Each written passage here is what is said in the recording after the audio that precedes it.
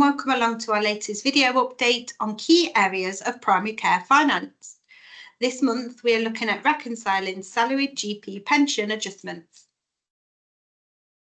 Salaried GPs are required to complete a Type 2 pension certificate each year so that NHS England can ensure that all pension contributions have been correctly paid by both the member and their employers. This is also required to ensure that all pensionable earnings are correctly allocated to their NHS pension scheme record. You can find copies of the 22, 23, 24 certificates, as well as any previous years on the NHS BSA website. The pension certificates are for the period April to March and are due for submission to PCSE by the following February. The 23-24 pension certificates are now available, and these certificates are for the period April 23 to March 24 and are due for submission by the 28th of February 2025. When PCSE have processed the certificates, any balances or refunds due will go through the GMS statement on the next available payment run. Today, we'll be looking at why there may be a balance and adjustment, how to reconcile these, and why it is important to check. Each month, via the payroll, the salaried GP will have employee contributions deducted from their salary. The percentage of contributions they pay is based on their actual annual pensionable pay from all their practitioner earnings. By the end of the financial year, all these contributions deducted from the salaried GP need reconciling with the contributions that are actually due. And this is done by completing a year-end pension certificate. The pension certificate will include all pensionable pay from their employment and also any other earnings such as out of hours or pensioned locum income. The best way to find your pensionable or the salaried GP pensionable pay from the practice is by looking at the pay slips. But be mindful that bonuses are likely to not be pensioned, but any additional sessions should be. Please don't take the annual pay from the P60 as this is a taxable income and not pensionable. And if the payroll is outsourced to a third party, such as Fairway, they may be able to provide the pensionable pay to the GP at the end of the financial year. Any other pensionable income should agree to either their solo form or their locum B forms, and also on the certificate you need to include the annual employee contributions deducted from the salaried GP, and this can be also found on the March payslip.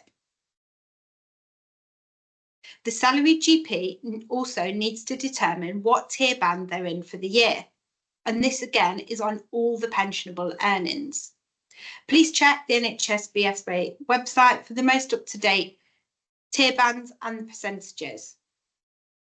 Once completed, the certificate will determine whether the GP has correctly paid the amount of pension contributions or whether they have overpaid or indeed underpaid.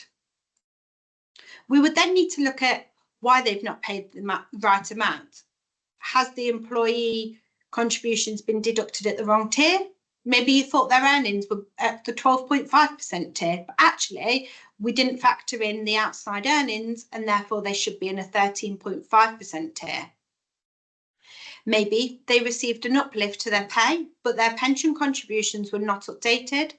Or maybe they reduced their sessions, taking them into a lower band, but the deductions deducted were kept at the same percentage, resulting in them paying too much in contributions. When your salaried GPs have completed their Type 2 pension certificates and these have been processed, there will be an adjustment on the GMS statement.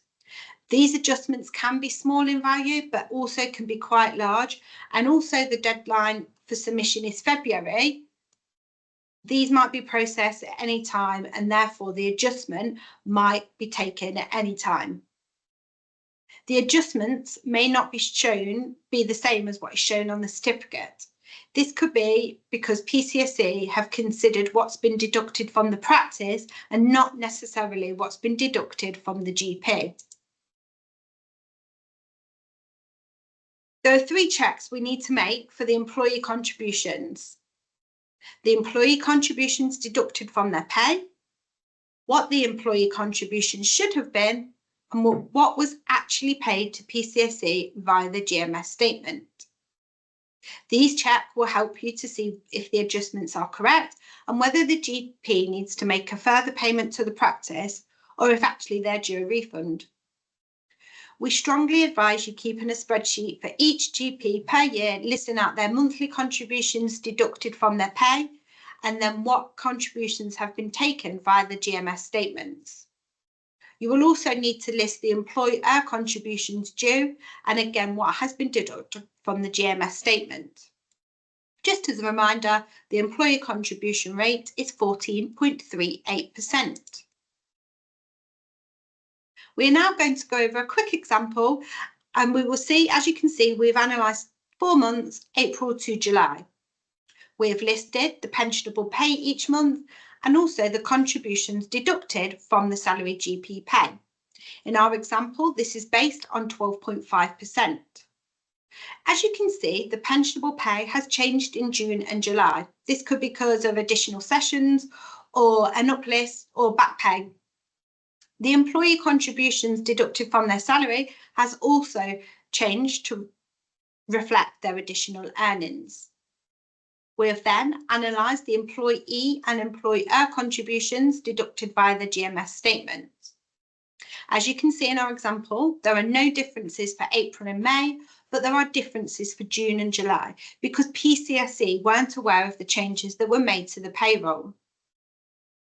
If you complete this analysis per month, you will then be left with the differences. And in our example, these are £250 for employees and £288 for employers.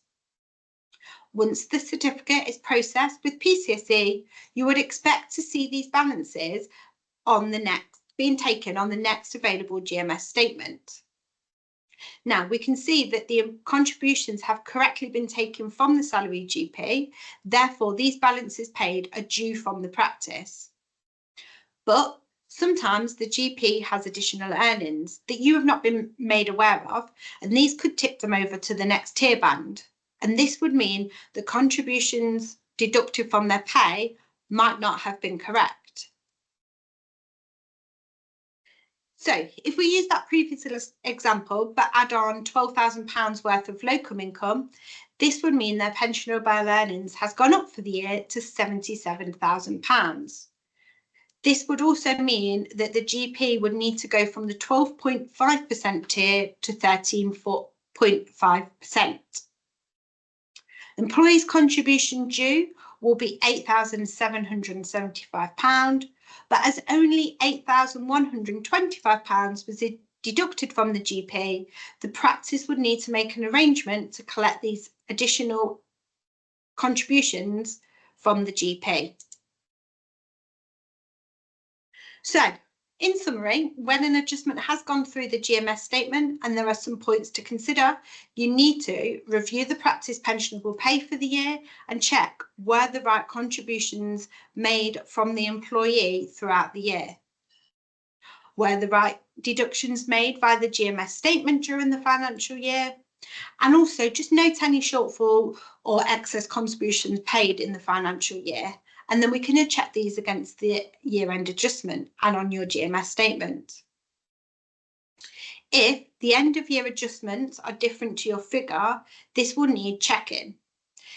So if the employer adjustment is correct, but the employee adjustment is incorrect, this could be PCSE have got the correct pensionable pay, but the final employee tier is different to what has been applied on the payroll. This could result in the employee needing to pay additional contributions into the practice, or if they've paid too many, there could be due a refund. If both the adjustments are incorrect, you need to check that the employee has completed their certificate correctly. You can check this by looking at the PCSE listing screens and checking this against your payroll records. The Type 2 pension certificates are now available for 23-24 and are due for submission to PCSE by the 28th of February 2025. So you might start seeing some adjustments going through your GMS statements. So keep an eye out for these And if you need any support with understanding these adjustments, please speak to your accountant. If we can support you or your practice in any way, or you would like to see us cover a particular topic, please do get in touch.